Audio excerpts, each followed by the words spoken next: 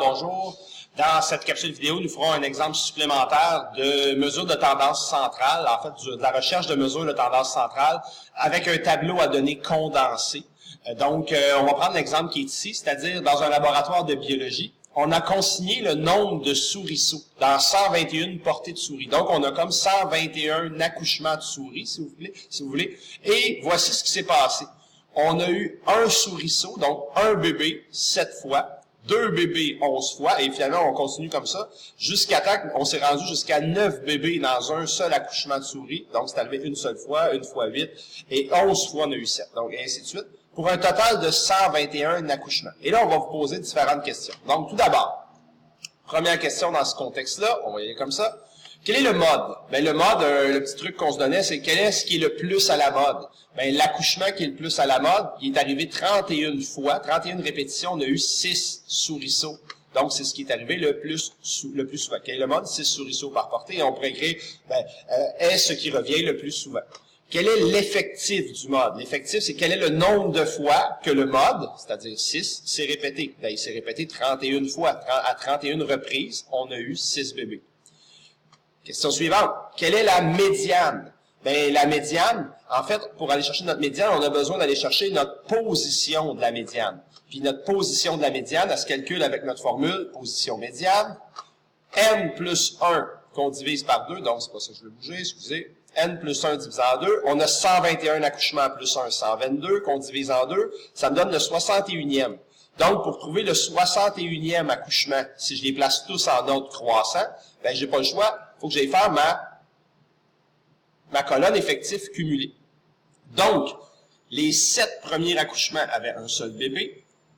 Les 11 suivants, ce qui fait 7 plus 11, j'arrive à 18. Et dans le fond, je cherche à quel moment on va arriver au 61e accouchement. Donc, ce que ça me dit, c'est que rendu ici, des accouchements de 4 bébés, dans le fond, là, de 4 bébés, ben, ça allait jusqu'au 51e accouchement. Donc, ici, j'ai le 52, 53, 54, 55, 56, 57. Donc, le 61e, il est ici. Le 61e, c'est un 5 bébés. Donc, ma médiane sera 5 bébés.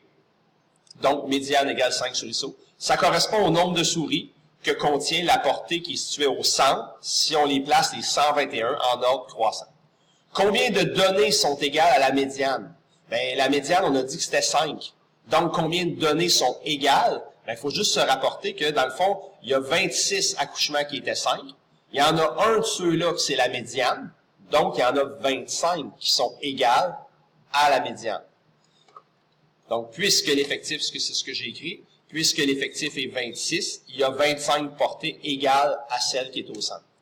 Quelle est la moyenne de souriceaux par portée? Bien, pour aller chercher notre moyenne, évidemment, on a besoin d'avoir notre nombre total de bébés qu'on a eu, donc notre somme des données divisée par le nombre.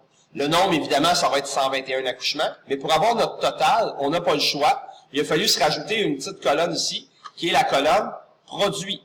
Et notre colonne produit, c'est, OK, si j'ai 7 accouchements, multiplié par un bébé à chaque fois, ça me donne 7. 11 accouchements de 2 me donne 22. 16 de 3 me donne 48. Et ainsi de suite, pour un grand total de 555 bébés souris, pour un total de 121 accouchements. Donc, quand je vais venir faire ma moyenne de tout ça, ben en fait, j'ai 555 bébés souris à séparer en 121 accouchements, ce qui fait une moyenne de 4,59 souriceaux pour chacune des portées. Et c'est quoi une moyenne? Ben en fait, si tous nos accouchements étaient égaux, étaient équivalents, ben on pourrait supposer que c'est un peu comme si tous nos accouchements contiendraient 4,59 souriceaux. Donc, et le nombre de souriceaux qu'auraient toutes les portées si elles étaient toutes égales. Et combien de portées comptaient plus de souriceaux que la moyenne? Ben, si notre moyenne est 4,59, on s'en va dans notre tableau. Ben, à 4 bébés, je suis pas supérieur à la moyenne. À 5, je suis supérieur. Donc, je vais garder le nombre 26, plus 31, plus 11, plus 1, plus 1. Donc, si j'additionne tout ça, ça me donne 70, je crois. Si j'additionne tout ça, je vais en calcul mental, on va aller voir, je l'ai déjà fait, j'ai pris un petit peu d'avance. Donc, combien plus que la moyenne? Évidemment, 70 portées dépasserait la moyenne. Alors, c'est tout donc pour cet exemple supplémentaire-là qui portait sur les mesures de tendance centrale dans un contexte avec un tableau à données condensé.